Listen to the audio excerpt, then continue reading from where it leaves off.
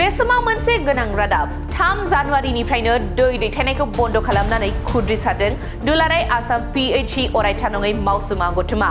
दुलाराय आसामनि दाब दाब जायगाजों लोगोसे कक्राझार महकुमानि बेनगाव थानाय जल मित्र मावसुमाफोराबो दिनै गावसिनि माखासे मोनथायनि थाखाय Kokrajhar directorate of public health इन्जिनियारनि मावख' मोखाङाव खुद्रिसारदों। एंगेजमेंट लेटारनि सोलायै सुबुं सावस्रि सोरदिङारि बिफाननिफ्राय अपॉइंटमेंट लेटार होनांगौ। लेबार एक्ट बायदियै दान बान्थाखौ सानसेयाव 500 रां गोग्लैनाय थामहिनबा दानफायाव 15,000 रां बारायनानै होनांगौ। मावसुमाफोरनि जिउ आरो नखरनि रैखाथिनि थाखाय राहा होनांगौ। गोजाम आद्रा थालांनाय मावसुमाफोरनोबो थाबैनो थिसनथायलाय गथायनांगौ। बेफोर मोनब्रै गाहाय दाबिफोरखौ लानानै कक्राझार महकुमानि बेनगाव थानाय जल मित्र अरायथा नङै मावसुमाफोरा खुद्रिसारदों। तो আমি সদৌ অসম PHE অস্থায়ী শ্রমিক কর্মচারী পৰিষদৰ আহ্বান মৰ্মে কেন্দ্ৰীয় কমিটিৰ আহ্বান মৰ্মে আমি আজি ধৰ্ণা কাৰ্যসূচী লৈছোঁ কোকৰাঝাৰ জিলা কমিটিৰ ফালৰ পৰা।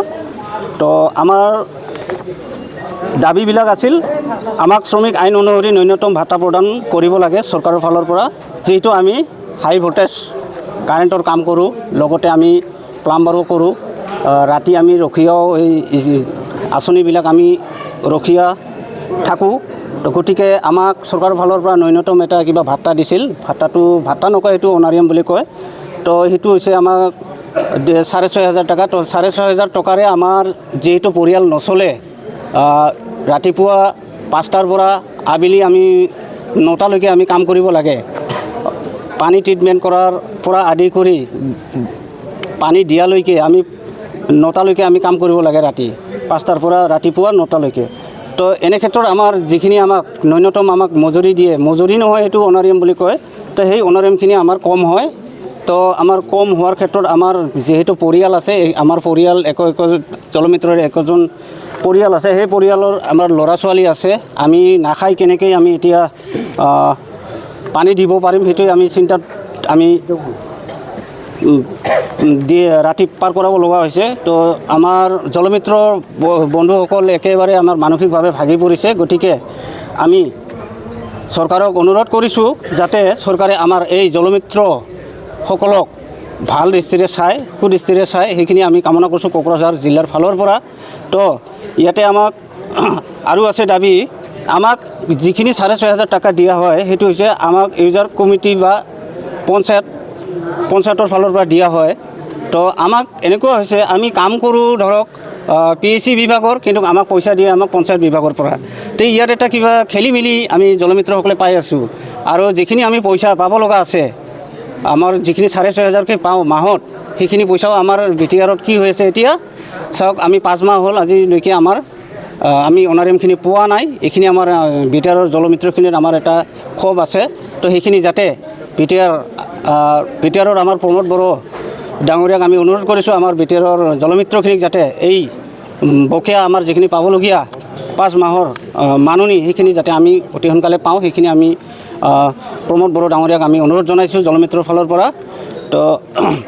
তো আৰু এটা কথা ইয়াতে ক'ব লাগিব আমি, যে এই যে আমাৰ বিভাগ জনস্বাস্থ্য কাৰিকৰী বিভাগ আৰু পঞ্চায়ত বিভাগ, তে পইচা দিয়ে আমাক পঞ্চায়ত বিভাগে কাম খটুৱাই আমাৰ জনস্বাস্থ্য কাৰিকৰী বিভাগে। তো ইয়াত এটা খেলি মেলিটো এই কাৰণতে আহিছে আমাৰ, যে পইচা কম দিয়ে আৰু কামটো কৰিব লাগে বেছিকৈ, 5 বজাৰ পৰা ৰাতি 9টালৈকে। তো এনে ক্ষেত্ৰত আমি এই 6,500 টকাৰে কেনেকৈ কাম কৰি নিজৰ পৰিয়ালবিলাক পোহপাল দিম, সেই পোহপাল দিয়াত আমাৰ মানুহখিনি সঁচাকৈ ভাগৰি পৰিছে।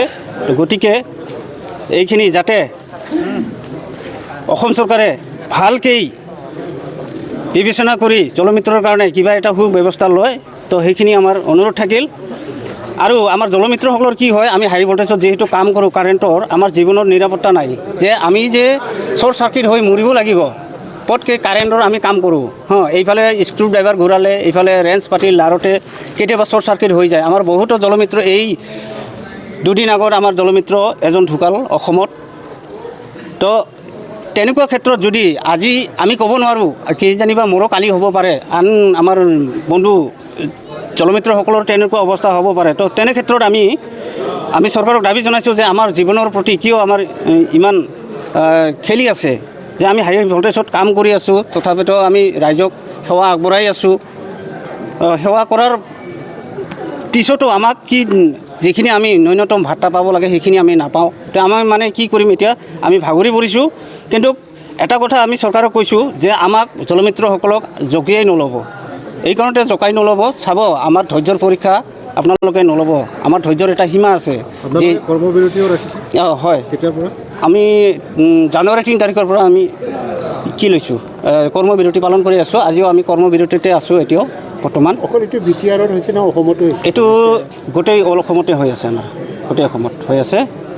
পানী বিতৰণ বন্ধ কৰি ৰাখিছে। হয়, আমি পানী বিতৰণ বন্ধ কৰিছোঁ। তো এই পানী বিতৰণ যিটো বন্ধ কৰিছোঁ, আমি অসমৰ ৰাইজক আমি কৰজোৰে আমি প্ৰাৰ্থনা কৰিছোঁ যাতে আমাক জলমিত্ৰসকলক বেয়া চকুৰে বা নাচায়। তো আমি ক্ষমা ভিক্ষা খুজিছোঁ এই কাৰণতে যে আমাৰ যিখিনি ন্যূনতম ভাত্তা পাব লাগে আমি চৰকাৰৰ ফালৰ পৰা সেইখিনি আমি পোৱা নাই। গতিকে ৰাইজ আপোনালোকে আমাৰ হৈ চৰকাৰক জনাওক, কওক যে আমাৰ পৰিয়ালবিলাক নচলে, আমি কি কৰিম। আমি এতিয়া মানসিকভাৱে ভাগি পৰিছোঁ ৰাইজ। তো সেই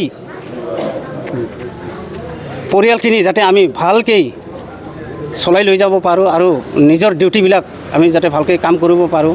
কাৰণ আমাৰ পেটত যদি ভাত নাথাকে আমি কাম কৰিব নোৱাৰিম। পানী খাই আমি জীয়াই থাকিব নোৱাৰিম। আনক আমি পানী খুৱাওঁ ঠিকেই, কিন্তু আমি কি হৈছে আমি নিজৰ কাৰণে একমুঠি নাপাওঁ। তো এইখিনি আমাৰ আছিল। বন্ধ থাকিব এইটো আমাৰ যদি চৰকাৰে দাবী মানি নলয় তেনেহ'লে অনিৰ্দিষ্টকাল আমাৰ চলি থাকিব, এইটো একবাৰে চলিয়ে থাকিব। ঠিক আছে।